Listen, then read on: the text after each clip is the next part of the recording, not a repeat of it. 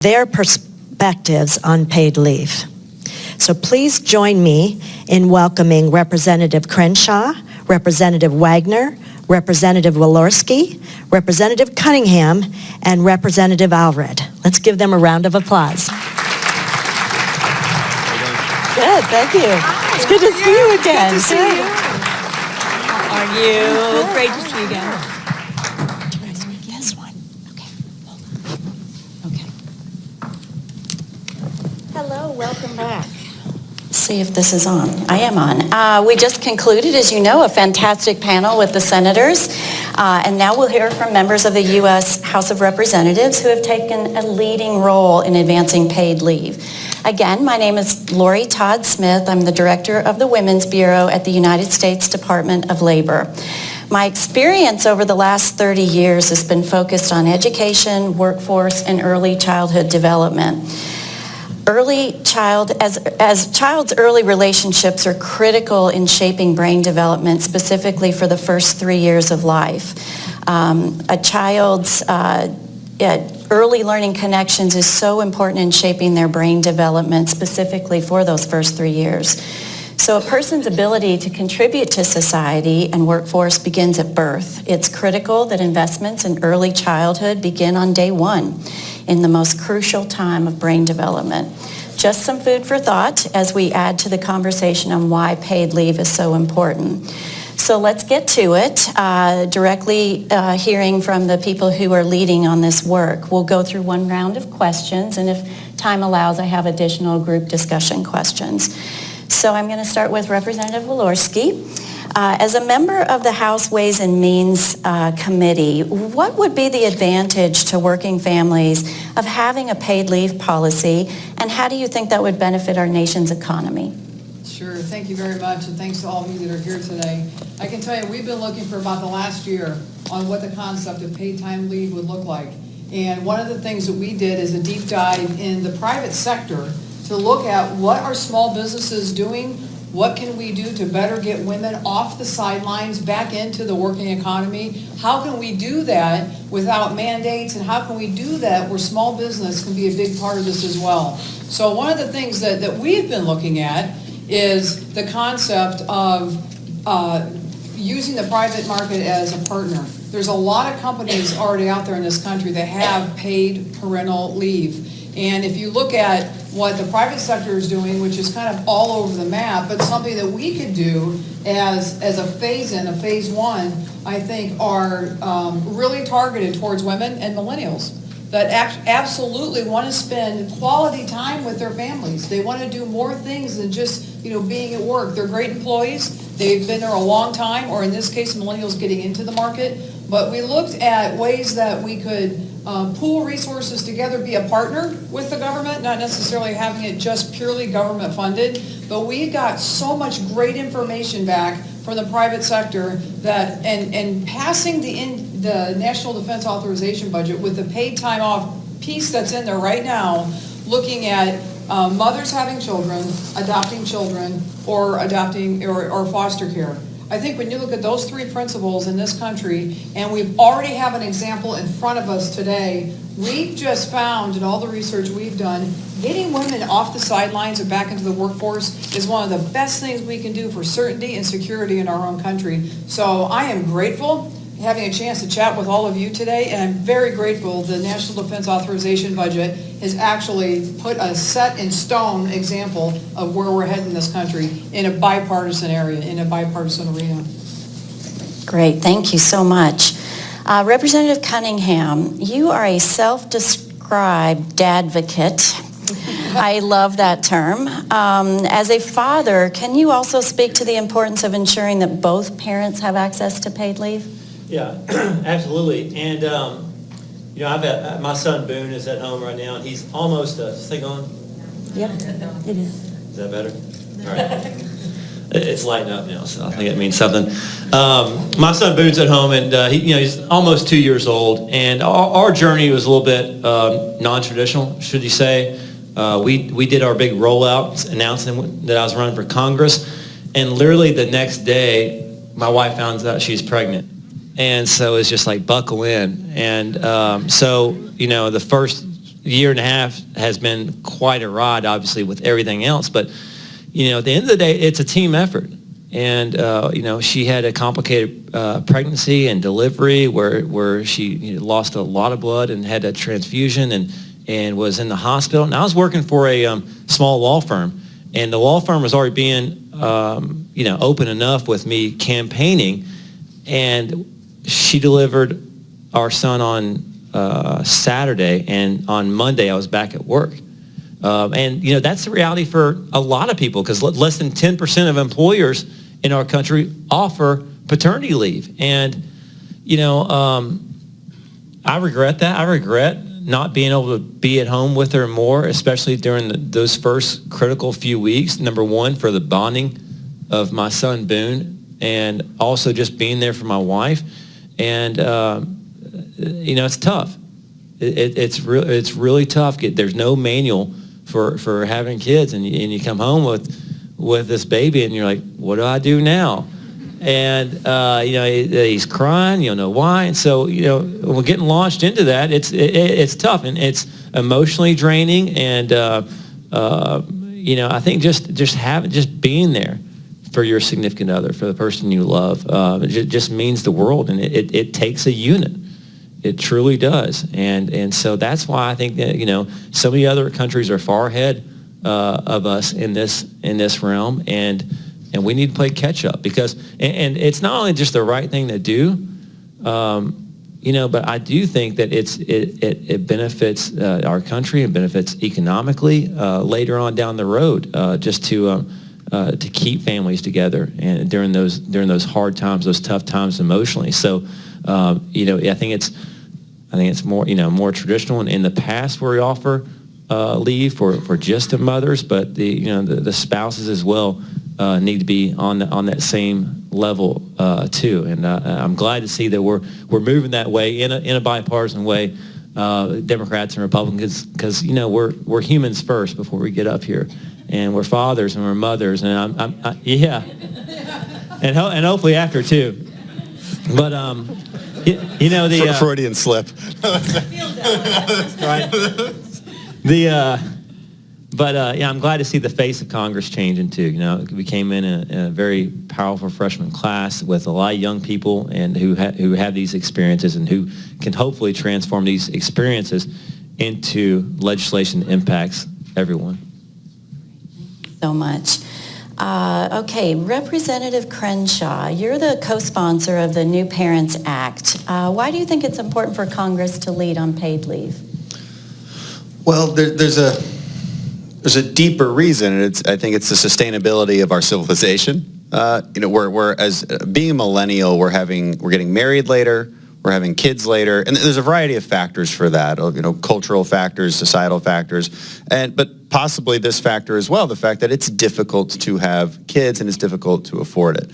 So there's a reason I think we should lead on it, and there's vast agreement that there should be some kind of program there. And then the question becomes, how do you do it in a sustainable way? Okay, and how do we do it without really overburdening those same children that we want to have with an increasing debt on an unsustainable program? So we have to get creative about how to do that, and I think that's exactly what this panel is about. Everybody here has sort of different ideas on how to do that. The concept remains basically the same. We're trying to borrow from benefits that we already have. So the New Parent Act, which Representative Wagner is on as well, and brought me on. So thank you. She's really the leader on this one in the House. I just want to be clear about that. And I'm proud to be part of it because it makes sense. Okay, fiscally it makes sense, and it makes sense for the core idea that we're getting at, that everybody here is talking about, which is we already have an aging society, and that's going to put pressures on us fiscally and culturally that are going to be very difficult. We have to address that. We're seeing it play out in other nations. We're actually doing pretty well in America. You look at Japan or China or Europe, they're a vastly aging population, and that puts pressures, like bad pressures on their fiscal situation that we're going to be viewing as well and dealing with. And having kids is the way out of some of those problems. Whether it's a New Parent Act or the other proposals out here, a smart, creative way to address that problem is what we should be talking about. And so I'm just proud to be part of that. Great, thank you so much. Okay, Representative Wagner, the Women's Bureau held listening sessions across the country. I mentioned this in the earlier panel on paid leave. We consistently heard about flexibility and how important that is in the plan. What do you think are the key components for a good plan? Well, flexibility is very, very important for mainly for the parents, but also for the employers. You've got to be able to work with your employers to build a paid family leave program that works for business and works for the new parents. I mean, we're hearing on this panel now. I was paid family leave before paid family leave was cool. Okay, I'm not just a mom. I'm a grandmom, and have employed countless young people who are new parents. And I think it's a shame that we are the only country in the industrialized world that does not have a full-on paid family leave program. And I insist that we're going to fight for that. And I have in everywhere that I've been employed. I started the family leave program when I was at the Republican National Committee, the first one ever, and have carried that on once getting here to Congress. Yesterday, huge victory with NDAA. What a win-win. And to lead, I mean, I have to give tremendous kudos to our leadership on both sides of the aisle in Congress, to our president, who feels very passionately about paid family leave, to Ivanka Trump, who's brought us all together on this. And what the New Parent Act does is adds maximum flexibility in terms of taking you can take 1 month, you can take 2 months, you could take 3 months.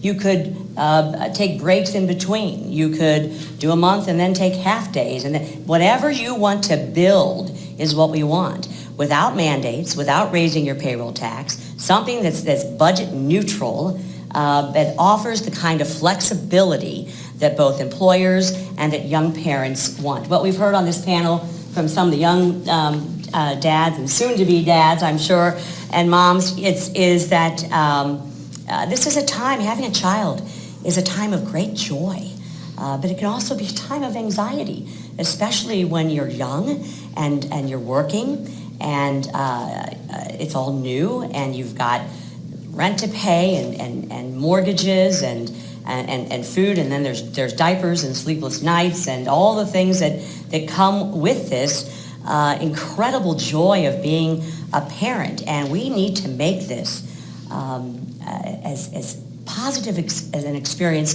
for the parents and for that newborn precious child, and then work out for the employer too. And I do believe that paid family leave will enable especially moms to get back into the workforce sooner, faster, and stay there. They're less dependent upon government programs. Oftentimes, as a result, they get back to work, and that's eventually what we want. So I think that it's good from an economic standpoint, good for our children and our families. We can make it good for our businesses, and I am just so pleased and proud that we, certainly as a Republican Party, are finally talking about this and moving things forward on a bipartisan basis. So I'm grateful for the movement we've seen, for the outcrying of support, and listening to our constituents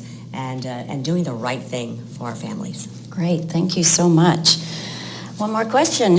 You've been waiting patiently. Representative Allred, as you know, as she's talked about too, this is a bipartisan topic and it needs support across party lines in order to become a reality. What do you think is a realistic path forward? Well, thank you. And is this on? Okay, there we go. As Ann was talking about sleepless nights, I was thinking about my son Jordan, who I was up with from 1 a.m. to 3 a.m. last night. My wife and I, like Joe, we planned very well. We had a baby a month in to my time here in Congress. We don't have a leave policy for members of Congress, so I gave myself 2 weeks off. It wasn't off, of course. You know, it was changing a lot of diapers and helping out and being there. And I'm glad that we do have bipartisan efforts around this because this is not a partisan issue. Everyone is going to experience the same things, and they're going to need their government to do everything we can to try and give them some flexibility. So we have a bill that Elise Stefanik and I introduced in the House, that Dr. Cassidy and Kristen Sinema introduced in the Senate to bring forward child tax credits, allow people to take up to $5,000 of their child tax credit in their first year, just to give people flexibility. It's not everywhere I want to get. It's not the end goal that I want to end up with, but that flexibility I think is incredibly important. And some of these smaller steps that we're taking, although I think the NDA is not a small step, I think it's a really big step. But I think they're going to lead us down the road of getting to a bipartisan consensus, hopefully around a national program here. And we have to. I think the people expect us to do this. And I think all the tensions that Dan mentioned are very real. These are things that are going to just be increasing. And in our modern society and with all the demands that are placed on parents, we're going to have to be responsive to that. I was raised by a single mother. My mom taught in public schools. And I can tell you that families are making tough choices out there. They're making very, very tough choices. And when you have a child come along, whether through adoption or you give birth to one, those choices become even tougher. And so anything that we can do to ease that tension and to make sure that these folks remain productive citizens, productive workers, that their kids get that crucial early days with their family members is so important. The Department of Labor, when I took my leave from Congress back in February when our son was born, we did a press release and we attached a Department of Labor study about the importance of paternity leave and how important it is and how the outcomes are better for families overall when men take leave as well. That the outcomes are better for the women, outcomes are better, less violence in the home, better economic outcomes. It's really, there's very few things you see that have such a positive impact across the board as when you have both parents taking leave and both having time off. And so I think we're all trying to work towards that, and I'm thankful for that. I'm thankful that even in this climate that we're in now, that we're trying to find bipartisan consensus on these issues. And I agree with Anna. I think this is what our folks expect of us, and that's what they sent us here to do. Absolutely. Excellent. To kind of piggyback on what you just talked about a little bit, I'll throw a general question out. You're all welcome to respond. But a newborn baby, parents with a newborn baby, parents have this tremendous financial impact with the expenses of the first year of life. Can you talk a little bit about how paid leave helps support the financial stability of the family? Whoever wants to take it. Well, I'm happy to start off. We can go down the line, but I think it's critical because remember that when childbearing age is young. I was able to take advantage of a major corporation that had a paid leave program, but I also, with one of my children, was on my own. And as I said, the expenses that come from running a household as a young married couple and the expenses that come from a newborn child are key. So this is a critical point in time where some amount of money, whether you're doing what Marco Rubio, Senator Rubio, and Dan Crenshaw and I have been working on by taking an advance on your own Social Security, once you've paid in for a certain amount of time, but an advance on your own Social Security, so take it early, knowing that upon retirement, you've got three choices. You can pay a little bit more back for a period of time. You could delay for a year or two, or you could do what I would have done, which is I would have taken that money when I was 20-nothing years old, and then just paid it back when I was 40-something years old, when I was a little bit more financially stable. So the key here is to recognize how important it is to provide some kind of money and support to a new family as they are venturing into this exciting joy of a new child, because it makes a difference. Every dollar makes a difference. And if you've got enough money to feel comfortable in doing staying home with the child, I do believe you're more likely to go back into the workforce. You're less likely, as I said, to end up on a dependent government program long term. I think there are great benefits for our society, for economy, and I think it's allowing us the CTC, on the child tax credit advance, the same kind of concept, where they're able to get a chunk of money early on that then is slowly, gradually paid back as they get their feet on the ground more. So that early amount of money, that paid leave program for both moms and dads is key. Excellent. Did you want to say something? Yeah, I think an area that we looked at as well in Ways and Means was the financial stability to single moms that are out there and how connected they are to this concept of paid time off. And if there is one consistent message that I hear in my district, and we are involved in my district in a lot of frontline, right there, help and different kinds of programs and different kinds of ways to connect single moms with still having their part of the American dream and to be able to be successful. We look at this as a bridge, a new bridge, a bipartisan bridge, and a bridge that literally is created, I think, out of the heart and passion of this president. And, you know, when Ann mentioned this a second ago, I thought about the first time I met with Ivanka Trump, which was months ago, on this issue. And nobody else in government was talking about it. There was no concept. There was no putting anything together. It was kind of a, Republicans haven't really shown a whole lot of interest in that.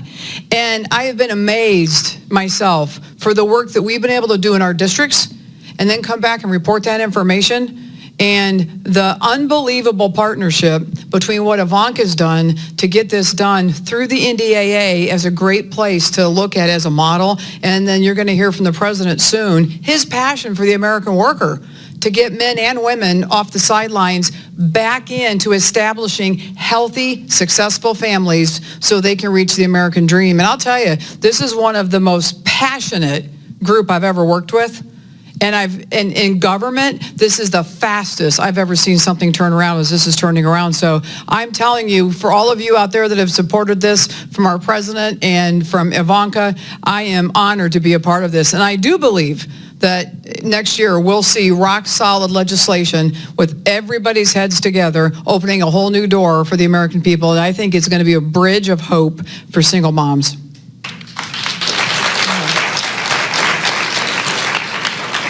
And I'll just add, reiterate that government has a strong interest in keeping families together. They're less likely to be dependent upon government programs and money. And those of us who have at one point lived paycheck to paycheck and hand to mouth realize that, the strain of being, financially strapped is not just what you can and can't buy, but it's the emotional toll it takes on you. And, I remember my wife telling me stories that her being in a room with her little sister and hearing the yelling and the screaming next door from her parents. And it's all based upon money. It's all based upon, not having the resources to buy X, Y, or Z. And so, and that's oftentimes what leads families to breaking apart. It's the financial stress. So by leaving it, it's not just about, about buying what you need to buy, but it's about relieving that anxiety and relieving those pressures and making families more likely to stick together because some of their problems are alleviated. And I think that's at the core of it. That's why this is so important. Excellent point. Can I emphasize the flexibility aspect of this? And this is, again, just being a millennial, even on the elder spectrum of the millennials. I understand what we like, right? And we like flexibility. And we also understand something very fundamental, which is that the best indicator of your wealth is your age. So the older you are, the more likely it is that you're wealthy. So if you're in your late 60s and you're about to retire for on Social Security, there's a good chance that you've had the time to build up assets, build up a business, build up savings. And wouldn't you like to give that money right back to your 25-year-old self, 30-year-old self while you had your first baby?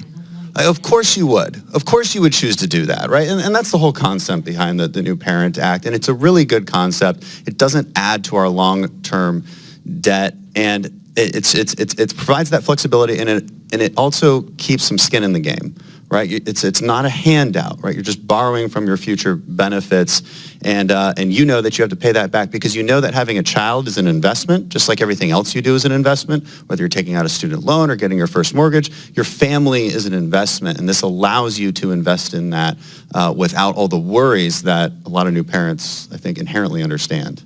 And add to that, with the new Parent Act, it also it is the solvency of the trust fund is not touched. Anybody who's a current or a future Social Security beneficiary is not impacted in any way, shape, or form. The business owner is not either. It is truly, we have to start thinking about this as our own money in advance on what is ours, whether it has to do with the tax credits or whether it has to do with your Social Security benefit. And when you talked about the economics of it, the flexibility of it, the anxiety, the stressors, it's during that early time period when you're not as financially stable, and that's what we're trying to provide. So, and that's what we're excited about. Excellent point. So we just have a few minutes left. It went fast. You all talk really well. How about we just do last thoughts again at the end here, and then I have a couple of comments at the very end. So we'll start with you at the other end this time and work this way. Would you like to go first? Last thoughts on paid leave, Parental? I just got my last thoughts in, frankly, and as well, maybe some of those who didn't get to have the answer to the next question, I'll give my time. I'll give my time away because I just really wanted to emphasize the flexibility of it and how important this is for the younger generation. I just want to applaud Dan on passing on an opportunity to speak. It's unlikely for a member Showing great maturity in Congress. Yeah, for a member of Congress, that's a rarity. I just want to thank everyone on this stage and the fact that everyone's showing up and putting down any partisan differences and at the end of the day, trying to make some changes that are beneficial for young families because of the I can't highlight enough the stress and the strain it is. My older brother told me one time, he's like, I don't feel sorry for anyone who doesn't have kids. That scores just the stress and the anxiety of it. And so we need to be, I think, as stewards of our tax dollars up here, just making it easier for young parents and not more difficult. And I'm glad to be part of something that's doing that. I think I'll just recap what I said earlier. This is a phenomenal concept to see government working from grassroots up and to see bicameral, bipartisan government coming together and saying we believe in healthy, stable families. We believe in the American dream is available to every single person in this country, from single moms to very stable families now. And in order to secure our economic momentum right now in this country is investing in its workers, its families, and standing together for the value of what that means for having children, adopting children, and for fostering children in this country that need a good, new, permanent home. And I say to everybody on this stage today, to our president and to those who have been involved, this is what we're seeing is the new age of the American worker, and nobody is left behind. Thank you for all of your interest.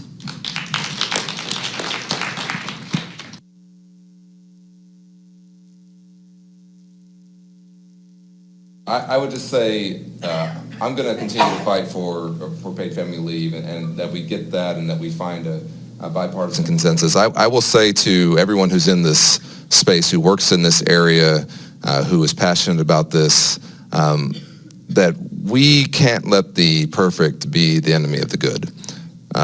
There are families, as I said, they're making very, very tough choices.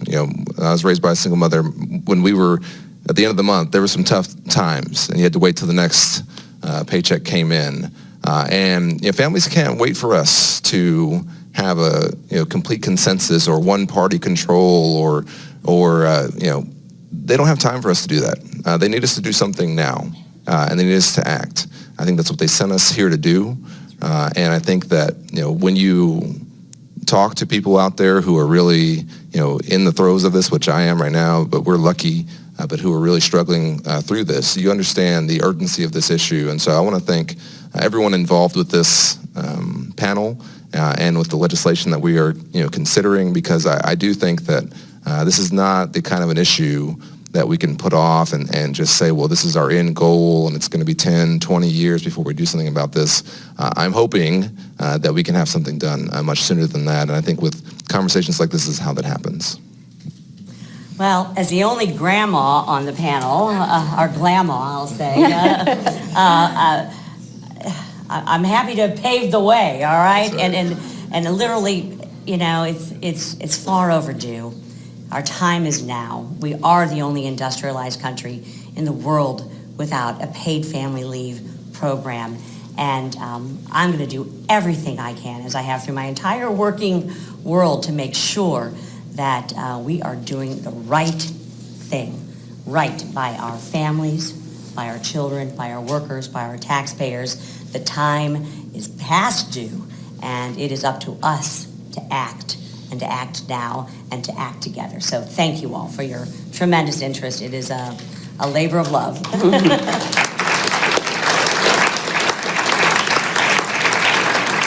So thank you. Thank you to the panel, and thank you all to you. I've been reflecting over the last hour about the Women's Bureau, and next year the Women's Bureau will be 100 years old on June 20th.